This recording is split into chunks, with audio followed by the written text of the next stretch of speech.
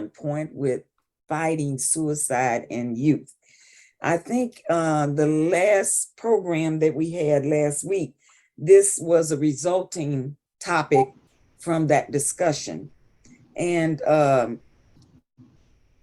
I've discovered just through my recent research that that Black youth are committing suicide at 2 times the rate of other people. Sandra was just reading to me a report from the Association of American Medical Colleges.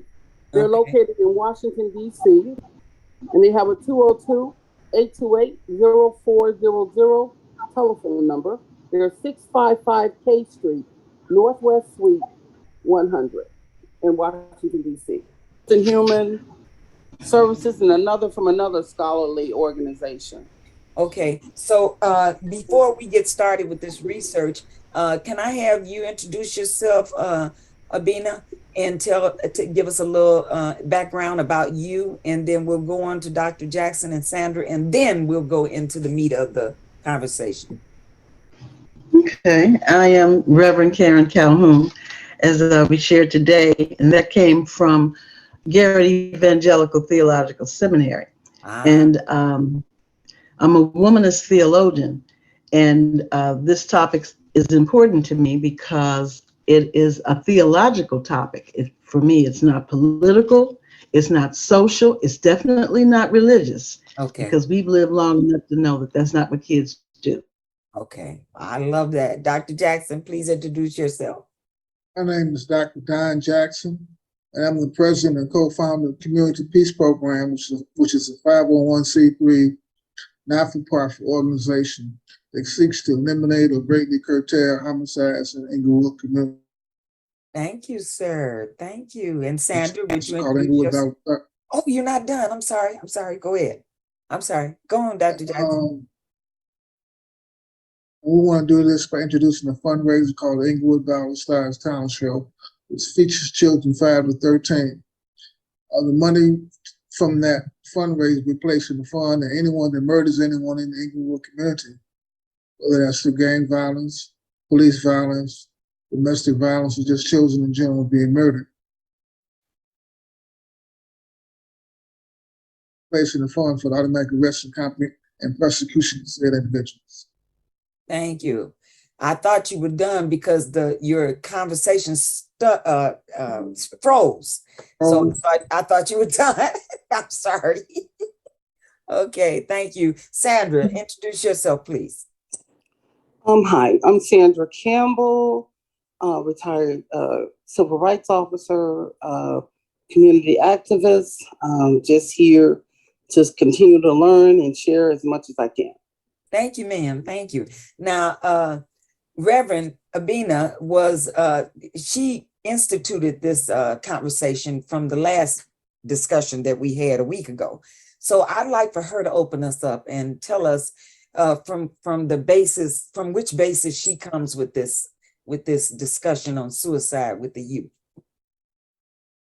You said it's theological. Thank you. Thank you, sir. It's the theology is the activity of God. And so we're in a time when it's theological times. It seems as though not only our culture, but the world itself has gone backwards. It's living in the time of Jacob, and it's living in the time of the Old Testament, and being African Americans, we have already gone through this with the Middle Passage and everything. So here it is, we're in Chicago, Illinois, and we have young people doing it. I talked to somebody very dear to me on the West Side this morning. I talked to him yesterday, and I ended up feeling so bad because we don't know what our problems are. If I'm talking to you, I have to be gentle because life's is so delicate. I knew he had my claim to fame is I got 7 great grandkids, 4 grandchildren. But then, as you know, Wanda, I'm not even a featherweight when it comes to Inglewood and the South Side and West Side. The women that we honor today, at the firehouse, had, Yes. she said, oh, I just don't know how many, it's so many. And so if the man that I spoke to, I knew his grandson was in jail, Okay. but he told me that his granddaughter of 30 years had committed suicide. And he and I we've known each other since the 60s. We grew up on the West Side, and I knew that he had this amazing amount of family members that came from his body, and but I think we're torn between politics and religion is keeping us away from understanding one another. There was a time when religion was what brought us together. The Black church the Black church was the symbol. The Black church is a place where you can be somebody. The Black church, the churches in our community that's where the children belong, in the community churches. But our identity has been skewed until children, don't have that.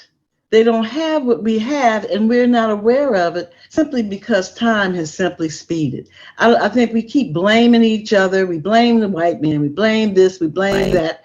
But technology has changed our very world. I mean, since I was a student at Spencer School, I go there. I was there in '67, and so I was there in '67. That was during the Civil Rights Movement, and you learn how to type on those typewriters. The kids today, they don't know anything about that. They don't know anything about what we knew in the '60s, '70s, or '80s. It's Right. abstract to them, and so if we're talking at them, about their behavior, talking at them about who they are, they don't have any place to run. Somebody's going to tell them who they are, and unfortunately, what they're going to tell them is not going to be good. It's not coming from a position of love. It's not coming from a position of community. It'll be coming from a position of self-interest. So, the absence of Kujichagulia, which is self-determination, to define yourself, to name yourself and not be named and defined by anyone else. That's Dr. Malala Karenga, a part of that Nguza Saba.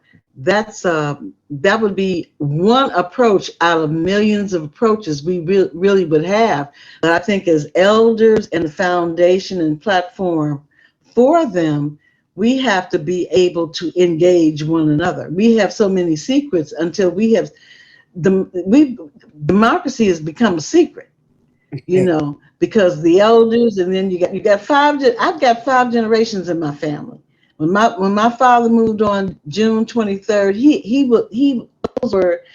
it was such a blessing because his great grandchildren, being a Black man from the West Side, could speak for him, was there, who will remember his name, remember him. Yeah. And so for me, that was a great success. And money came back. Yeah, money came back. Okay. All right. Let's welcome Obi Warlong to the show. And how are you, Obi? Can you introduce yourself and so we know who just joined our show? Obi? Okay, can you hear me? Yes. How do I do that? Let's see. I can hear you Can you now. hear me? Yes. Oh, okay. The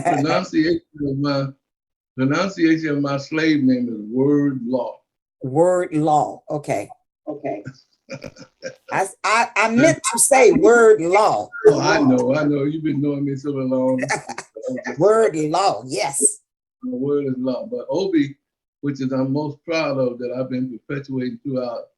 In fact, I had real good discussions this morning at the VA hospital, which I went to with Brother Travis. Oh. Is the word Obi means king from the Yoruba tribe in Nigeria. Check that out.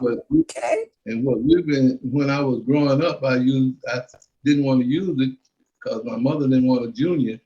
So I used my middle name, of which I won't mention. And when I found out that Obi wasn't country and what it really meant, you all, since you all brothers or sisters out here, you know what I mean by being country. So when I found out it wasn't country and what it really meant, then I started using it more and more.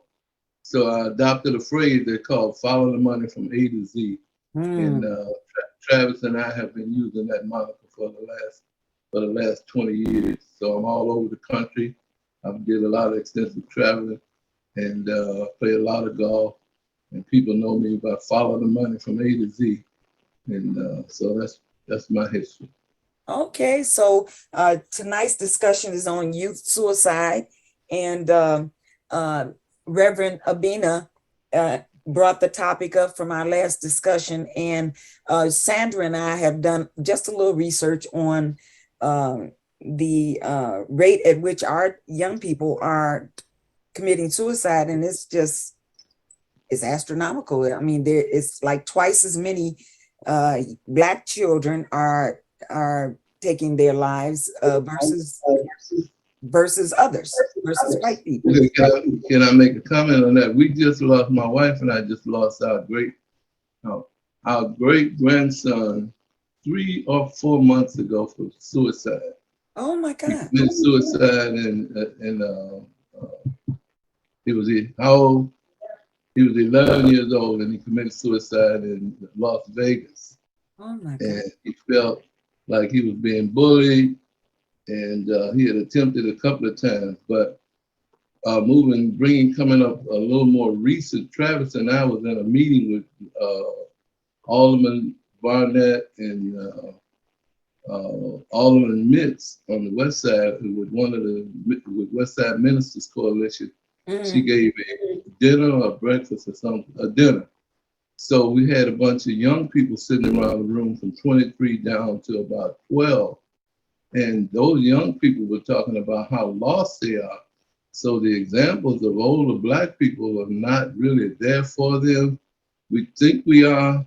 And one of the things that kind of got me teed off with even the alderman is they was talking about how spoiled our children were. And I was saying, I took offense to that because right now our children don't leave their house and go walk around with a clarinet in their hand. They don't have no tennis rackets in their hand. They don't have no tubas. So, like Travis and I get in a dissertation all the time about what just took place with that crowd that went downtown.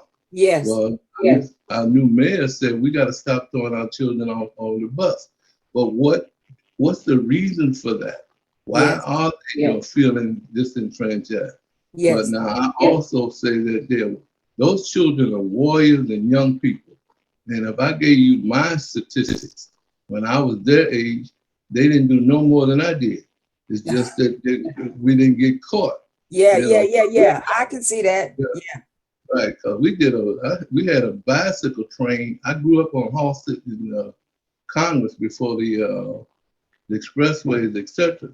And we took a bicycle train of about 20 or 30 boys and went downtown and climbed all over the statues in Grand Park.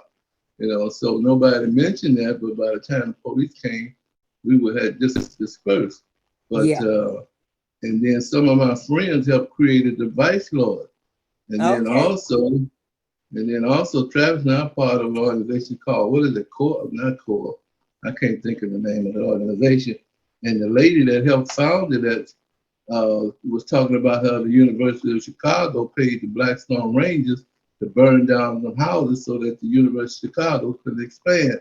Oh my goodness. So there's a lot of history on why our children, they don't see me. If we talk about, you all haven't mentioned this, but if you talk about racism, the Dan Ryan was put in our neighborhood to divide us so that the people who are coming out of the country or coming from out of the suburbs would shoot straight downtown. So all the money that left your neighborhood. Yes. So we got to have a different kind of conversation. I don't want to hog it up, but when you get a chance to talk to me again, when it's my turn to talk again, I got some things I really want to add. Absolutely. Okay. You hang in there because we want to hear what you got to say. Sandra, you got your hand up. You had a comment in reference to something Obi said? Yes, hi. It was in reference to something that Mr. Wordlaw stated. When they were talking about not having the children, they don't see them with clarinets and this, that, and the other. I beg to differ because I just sent my grandson off to college. Wait, is some kind of echo? Somebody else has their mic, they need to mute themselves. Okay. Go ahead. Is that better? Yes. Okay, I just sent him off to college and we were just at UAPB. And I can tell you there were hundreds of kids in attendance. They have to mute their mics, Wanda. Obi, I'm muting you until she gets done talking because with your mic open, we hear echo. Touche. Oh, thank you. Go ahead. And I disagree. And one thing I would look at to see, several of these kids were from Chicago. I can tell you at least 15 were from Chicago because some of them were upperclassmen to include seniors who are graduating now that I'm aware of. And I know there's more than 10 of them in the band because the band is huge.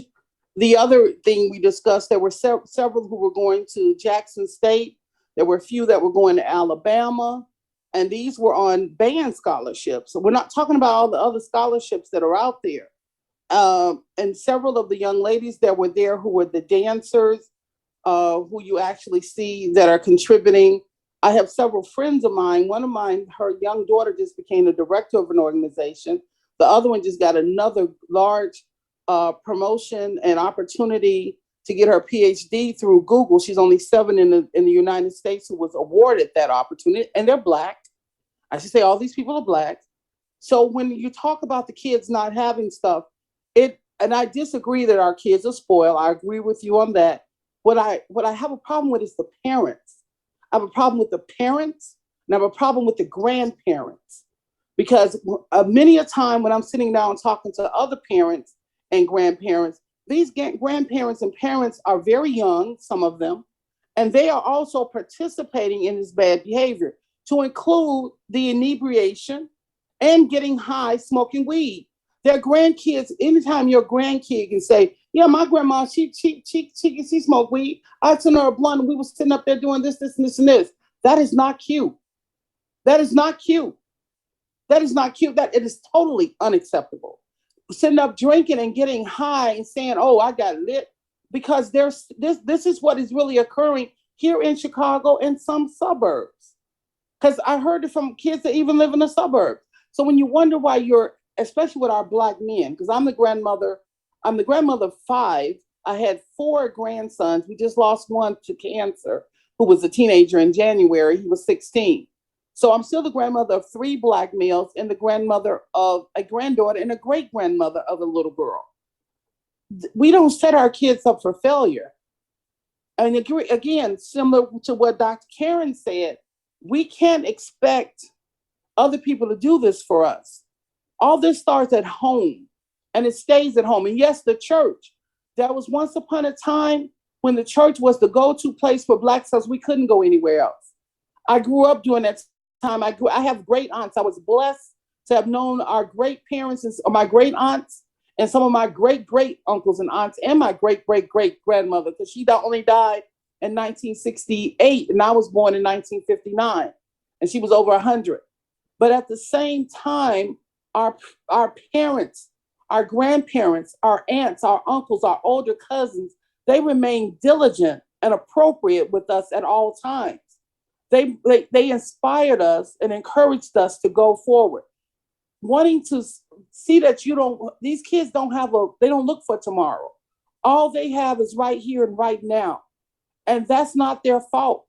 This is the fault of a lot of parents and grandparents who have dropped the ball. And as far as this bullying thing, you have to speak up for your kids. We have to go. You don't tell them to brush it off. You have to be really careful about when someone even makes the comment of, you look too big to let somebody bully you. Or how you letting that little bitty person there bully you. Bullying is a state of where they actually have mind control and affects that person's self-esteem. It is not the stuff that we see. And just because they're our granddaughter, or our son, our daughter, or our niece, or nephew, or cousin, doesn't mean that they can't be intimidated by this other person. It's a form of intimidation. It even occurs in the workplace. I've seen managers be intimidated by their own employees. And one would say, well, how you the manager, or you the supervisor, how you letting your subordinate intimidate you? It does happen. It's really real. And if adults can be bullied, so can children. And it needs to be addressed appropriately by the people at home. And they need to have a safe place at home and make sure that the adults, the mother, the father, the grandmother, the aunt, and the uncles are not bullies also. Because sometimes your very behavior is a form of bullying. And it just adds to this kid's pressure because there's no escape. They catch it at school, they catch it in sports, and they catch it when they get home. We have to be very mindful of how we, quote unquote, are raising our children and the kind of terminology and the kind of behavior that we're displaying around them. And I'm sorry for taking up so much time. Thank you. Welcome to the show, Tax Doctor. How are you? Can you hear me? Yes, I can hear you now. Okay. Welcome to the show. And Thank you. I'll come to you, Dr. Jackson, in just a moment. Go on. Introduce yourself. Well, my name is Anthony Leander Travis, better known as the Tax Doctor. And I think most of us need a damn doctor. Unless you're a head doctor. I have one at the VA. Okay. All right. All right. I recommend everybody get a head doctor. A head doctor. Okay. All right. All right. So you know, tonight's topic is the youth and suicide. You have a comment about that? You know, that's a very touchy situation with me because most of you probably heard of Anita McClain, who used to work for the Chicago Tribune as in the editorial board. Okay. Well, she took her own life. She committed suicide. Okay. And I know I got home, it was about 1 o'clock in the morning, and it came across WVON that she took a bunch of sleeping pills. And I knew her, and I knew the turmoil that she was going through because of her job. And this was when Harold got elected mayor. She suffered a whole lot of racism at the Tribune because a lot of the white folks at that Tribune did not want a black mayor. And so she had to go through that ordeal. And then she carried the weight of being a black woman, being a role model, taking care of her elderly parents. All of that became such a heavyweight on her shoulders. And you know, she was married to Clarence McClain. And she was telling me that they was going through a divorce and all that was weighing heavily on her shoulders. With our young people, a lot of our young people carry a lot of heavy weights on their shoulders, whether they're homeless, in a home where there's no love, no food, in some cases, no income.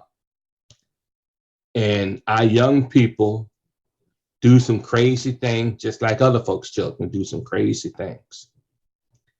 And when things get so heavy on their shoulders, the only way out is to take your own life. And I did, as a child, have a friend who took his own life. Okay. So it's a tough nut to crack, but we as adults, we have let this generation down.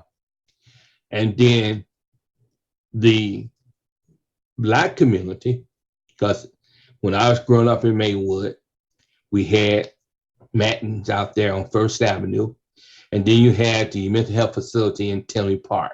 And the white community was listening to their state legislators who live in Amherst and out west who said to the white community, why should your tax dollars be used for mental health services for them other folks? Mm-hmm.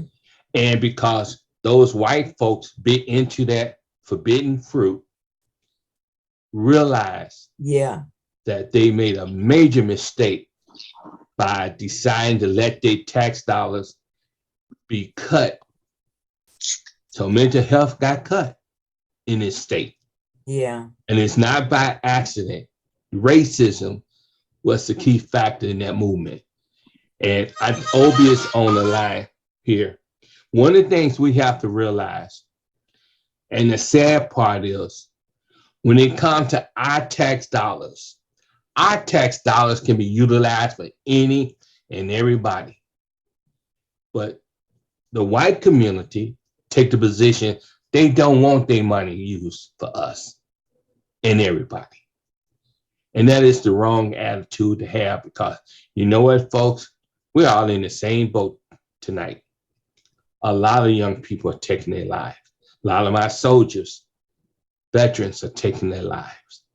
So it's something we better take heed of. A lot of these young people are crying out. And unfortunately, no one is listening to these young people. So it's up to us as adults.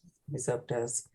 Well, thank you for that comment. And let's hear what Dr. Jackson has to say. He had his hand up. I just want to say that I want to comment on something that Sandra and Obi said earlier. Sandra, to me at least, she reminded me how complex this thing is. She was hitting this subject, and you know, it's not an easy question. This homicide thing that affects Black youth. Yeah. And I liked about Obi, you know, he reminded us that this ain't really nothing new. This has been going on for a long, long time. And we just now starting to really talk about it. Mm-hmm. I wonder why that is, that we as Black people, we don't tend to talk about mental illness or suicide in our families or amongst our friends. It's like we just glaze over the topic. You know, we acknowledge somebody took their life and then we go on with our lives. It's like, so don't we need counseling? Don't we need some kind of intervention? Don't we need our children obviously need something. It's a lot of them doing well, as Sandra said, going on to college, establishing themselves in their careers, but there's a lot of them that's not. So how do we recognize the signs of someone that's suicidal? What do we do about it when we recognize it? And that's what I want to hear from you guys. Welcome to the show, George. Thanks for calling in. What do you have to say about the youth and suicide? I feel that today our youth are under a lot of pressure because of a lot of things that they have to go through with the parenting. A lot of them are in single family homes with either the mother or the father there taking care of them.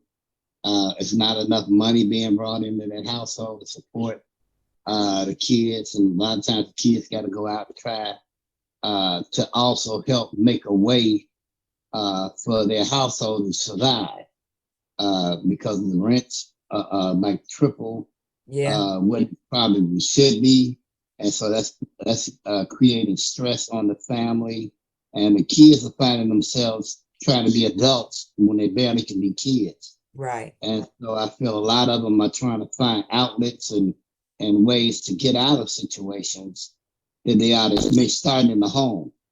And a lot of it spills out into public arenas such as the school systems, and even with school systems, they're trying to act out and do things in the school system, because when they come from home, they're so stressed out till they start stressing themselves out in school amongst each other.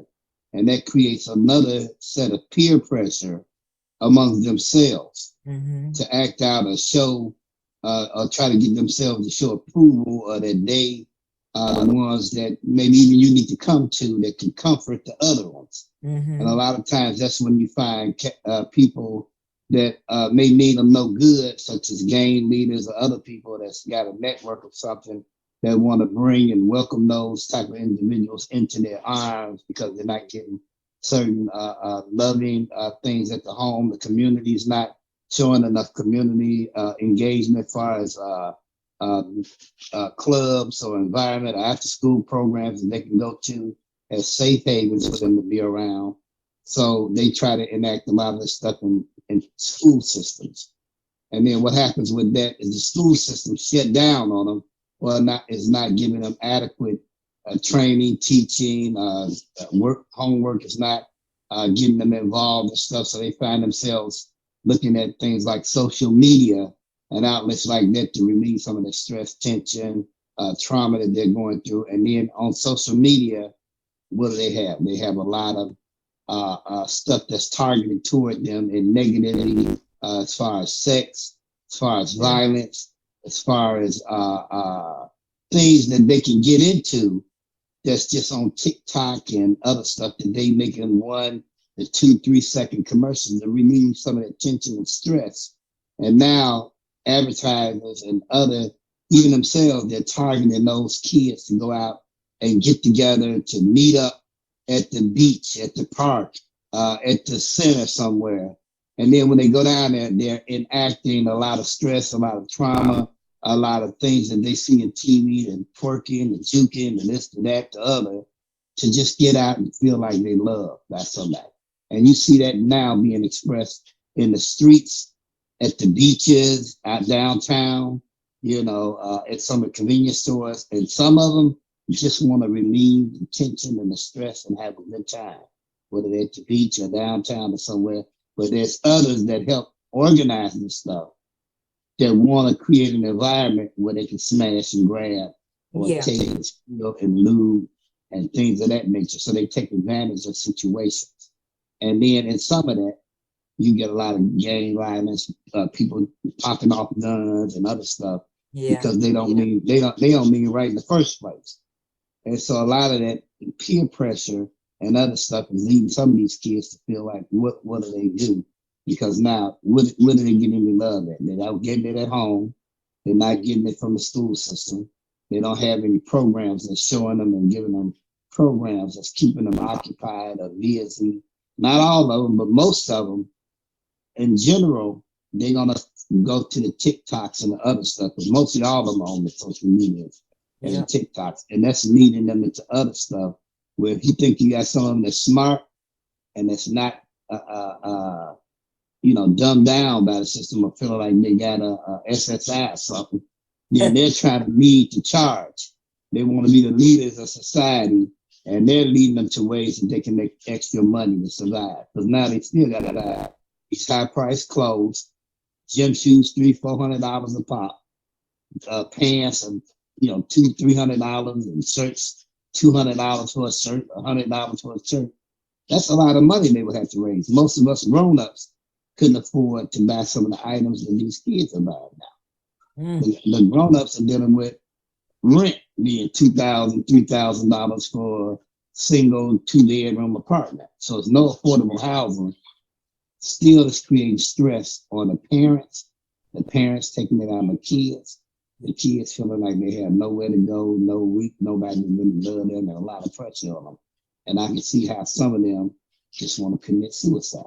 Not only are the kids not want to commit suicide, but we have this spilling over to the police department, the fire department, where it seems like their job should be even easier because they're stressed out and all the stuff that they have to go through in the daily routine of just running the job. The actual police, chief of police, is stressed out.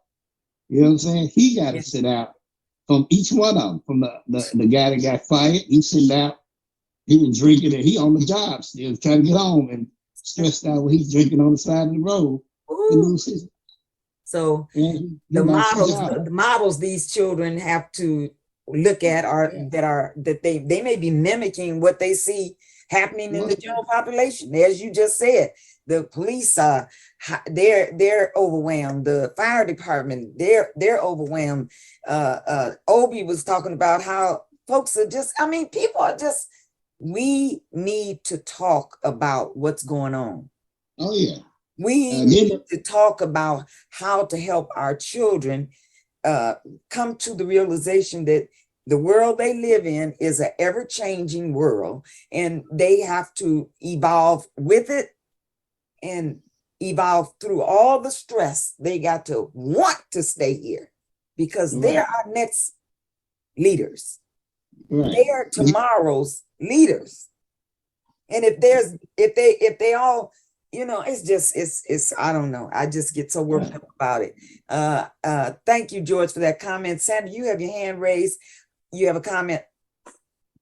You know, I just want to caution everyone is talking about, because you guys make this, the fix and the fact sound so simple.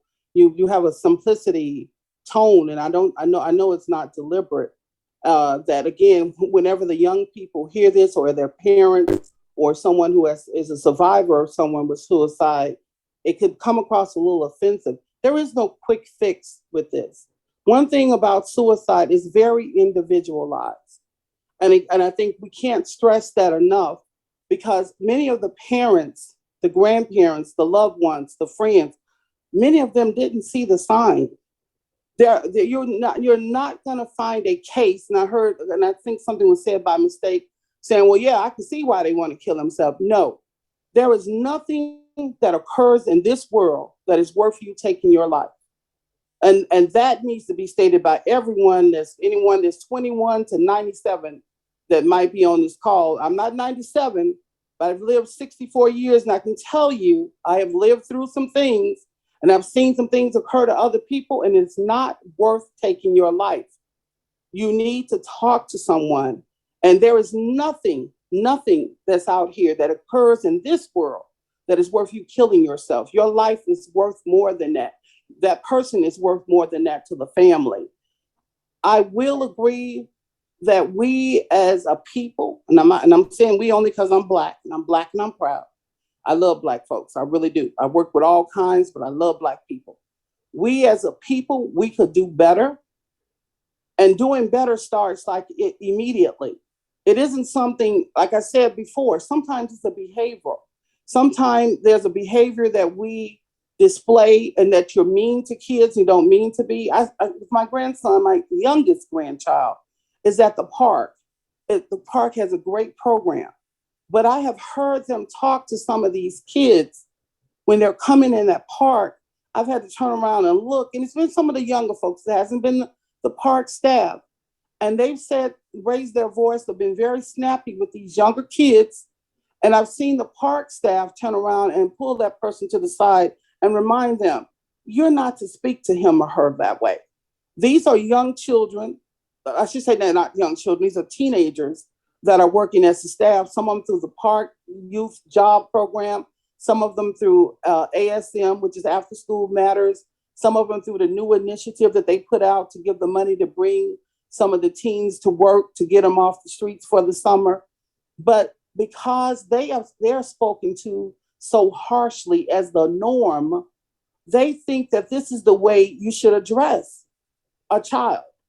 This is the way you should even address your peers. So again, like I said, look at the parents. Take a good look at yourself. Take a good look at your mom, your dad. As the grandparent, take a good look at yourself. These kids were not raised under the same harshness that we all were exposed to, nor was it appropriate. It was appropriate at the time because most of the kids were going through the same kind of things at home.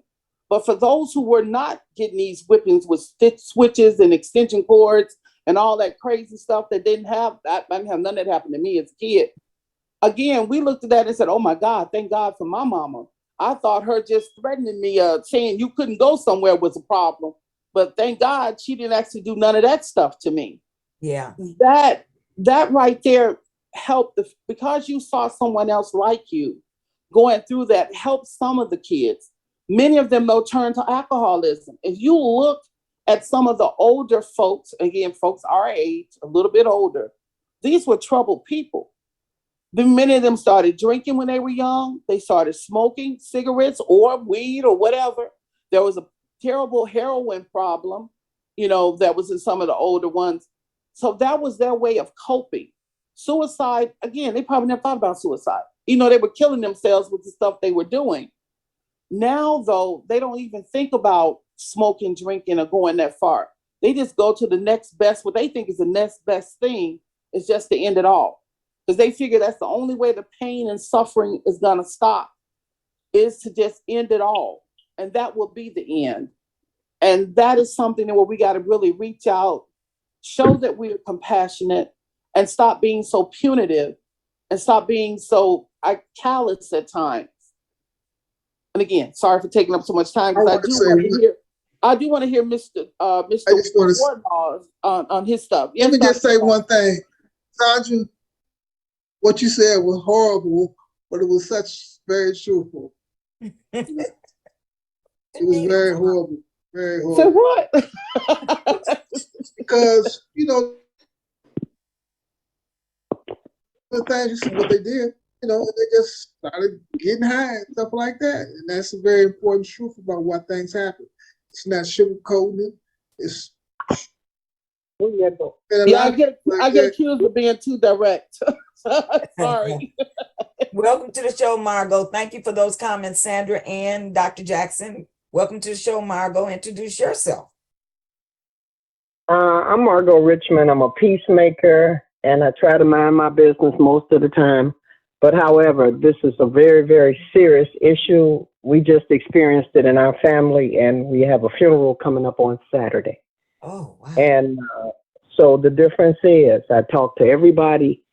Some things we can stop, some things we can try to avoid, but sometimes it's nothing that we can do. However, there is, for anybody who knows any of the children that are having problems or adults that are having problems, there's hospitals all over the city of Chicago, all over the United States. The emergency rooms are equipped to handle any situation. They have community organizations like HRDI. You have ADAS McKinley has a branch too. They also have treatment centers all throughout the city. So you have your primary care physician, which is the first point of contact. And I suggest that if there's any family members who are going through this, to reach out to the primary care physician indirectly and just let them know what you're experiencing, and then let them guide you through what should happen, because sometimes it can't be a family member to reach out to them because, or whatever the reason, the history was, or whatever it may be, you may not be able to talk to them. But I had a cousin that kept walking around saying that nobody loved him. Wow. Now, fam, his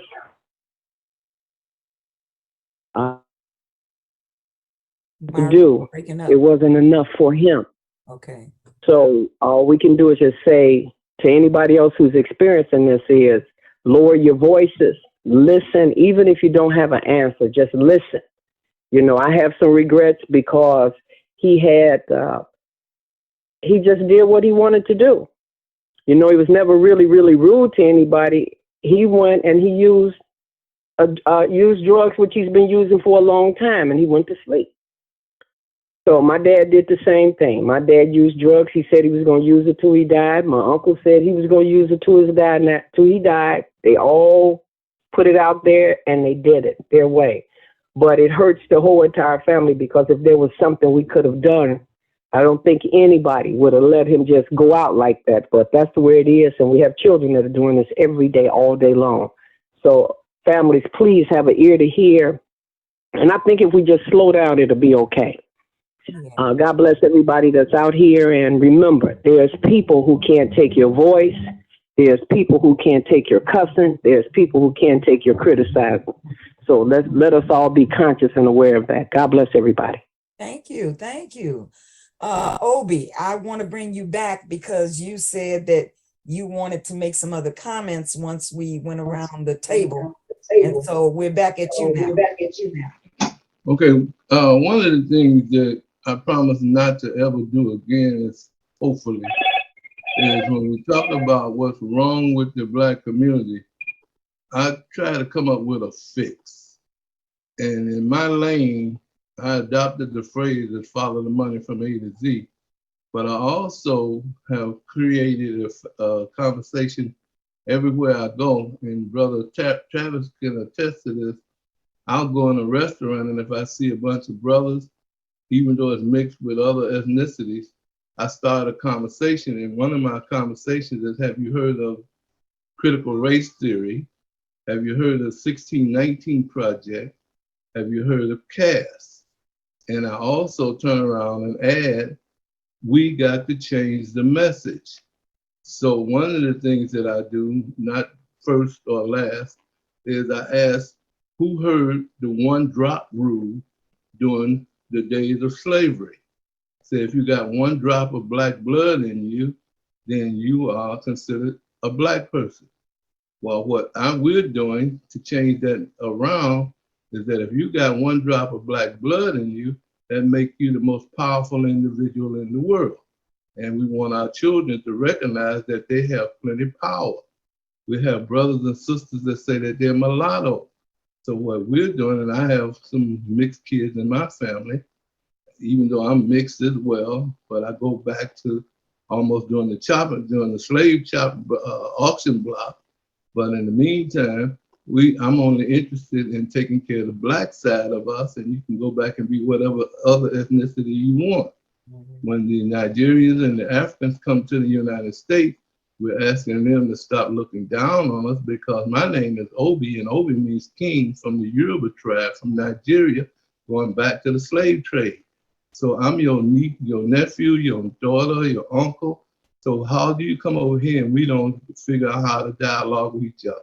So I want the resources. Now, my background is I had a medical equipment and supply company for 30 years, and I sold products of all ethnicities. Like I got products from Germany, Japan, China, et cetera, et cetera. But one of the things that happened is every time I tried to get my product, I had to go through one of the ethnicities. If I got it from China, there was a Chinese guy here in the United States that was the go-between. So we're asking the diaspora, African diaspora, whatever resources you have, make sure you find a brother or sister from the Black diaspora, i.e. if it's America or wherever they're from, you go through me so that the resources will go through me and not go through anybody else, so that we can start doing that.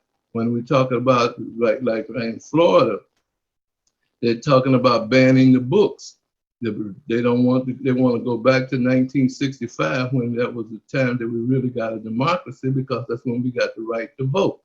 So they want to go back because they say their children don't want to hear, they don't want their children to hear the things that make them feel bad.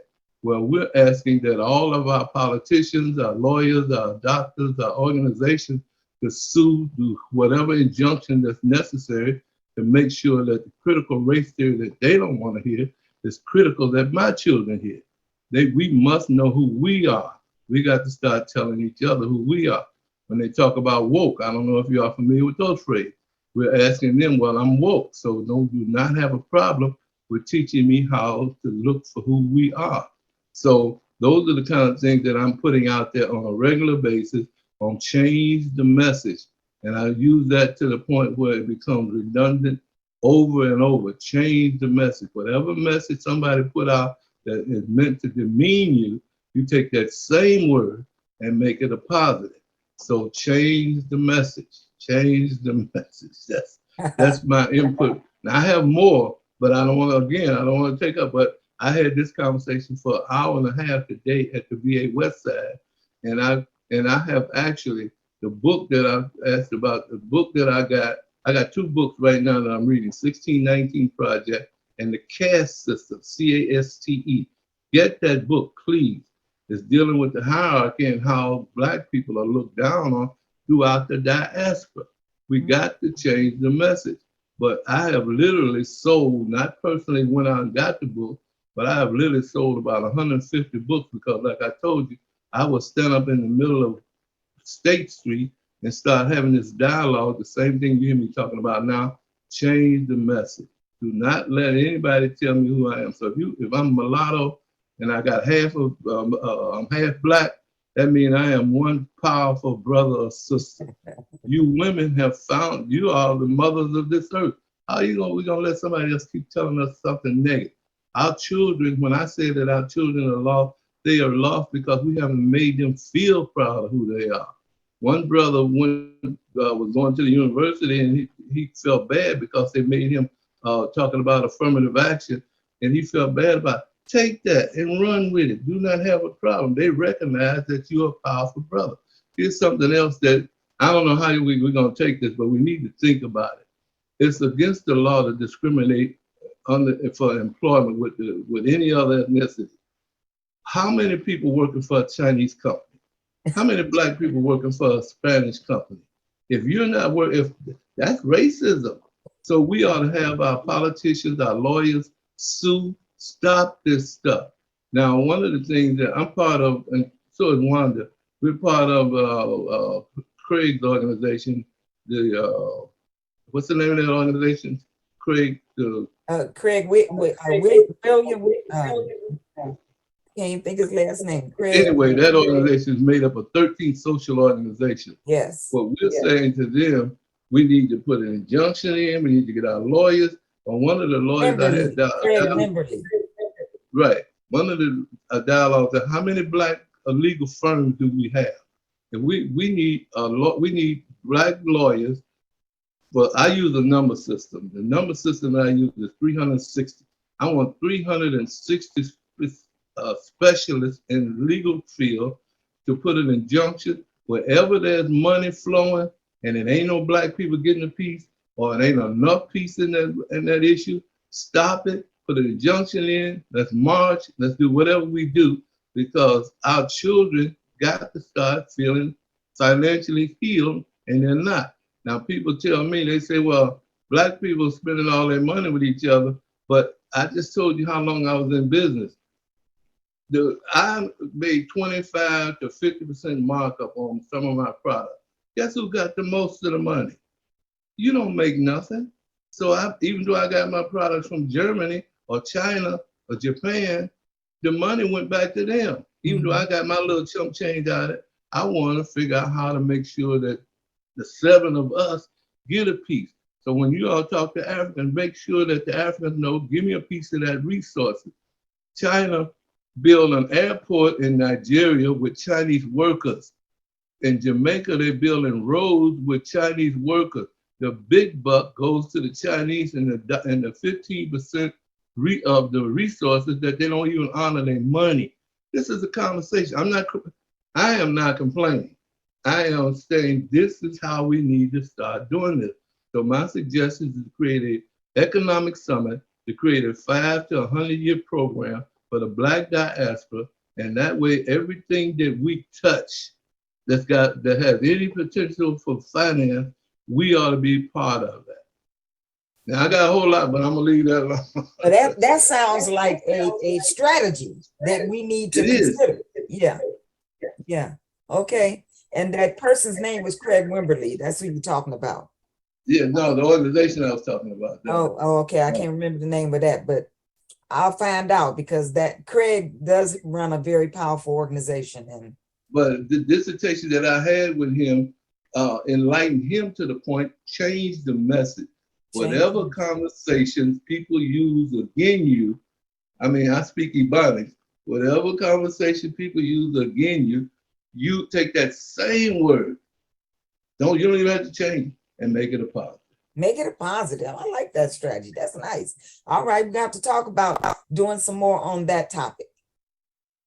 And we're nearing the close of the show, so I want Reverend Abina to give us the closing statement and take us on out. It was R. Eugene Pension who said, you can't be what you can't see, you can't lead where you won't go. I know I was a member of the United Church of Christ since 1987 to 2003, when Dr. Wright was basically bullied off the pulpit, and it was a bully. Looking at what bullying is, bullying has so many layers. And so we're bullied. We've been bullied into not imaging each other. I mean, we're at a crisis time where we don't have a choice. And at my age, we have to stand up for them with one another, because democracy is the First Amendment, freedom of speech. We have a first commandment, and then we have a first step, which means we're powerless over other people.